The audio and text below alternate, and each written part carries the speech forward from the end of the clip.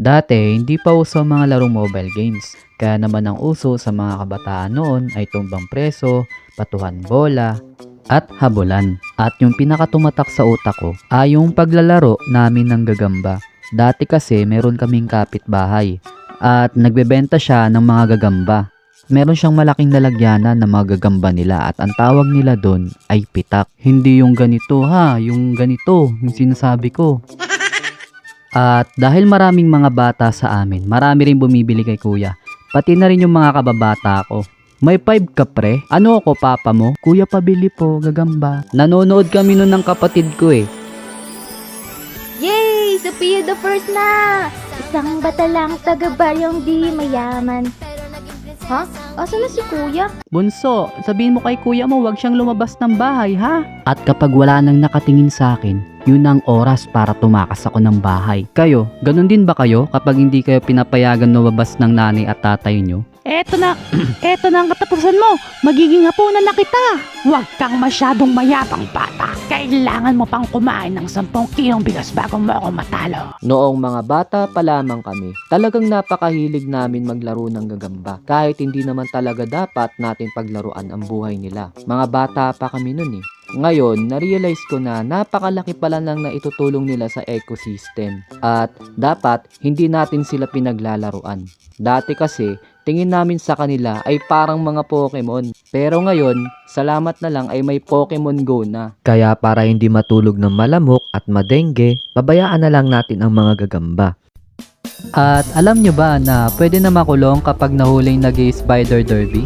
Dahil may batas tayo na nagproprotekta sa mga wildlife. At ito ang RA 9147 Act or Conservation and Protection of Wildlife Resources Act. Wala kaming pakialam! Hindi ako pinayagan ni mama bumili ng gagamba. Hindi ka din pinayagan? Tara, hanap na lang tayo. Sige, saan kaya tayo maghahanap? May alam akong lugar, doon sa may taniman ni Mang Jun. Huwag kang maingay pre. Baka mahuli tayo. Carl, paano ba manghuli ng gagamba? Madali lang naman. Sundan mo lang yung sapot nila.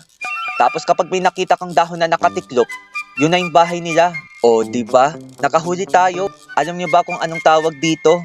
Diba may nakikita kang bilog sa likuran? Ang tawag dito, gagambang tala. Wow, ang galing mo naman manghuli ng gagamba. At alam nyo ba na may gagambang sa sobrang lakas ng venom ay nakakapatay ng tao?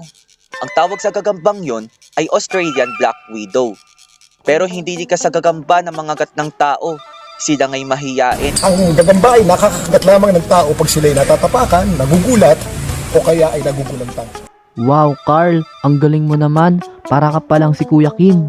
Nanonood kasi ako ng Matang Lawin tuwing linggo. Hehe. A few moments later. Ano, ready ka na ba? Surot to son. Sige, kaya mo yan. Sige, talunin mo yung gagamba niya. Malakas yung gagamba ko. Ako pa din mananalo. Bakit? Parang biglang lumamig. Oh shit, not good. Diba sabi ko sa'yo, huwag ka munang lumabas at tumulong ka muna sa bahay. Mama, wag mo ako pala ha? Wag mo ako pala ha? お前はもう死んでいる。何？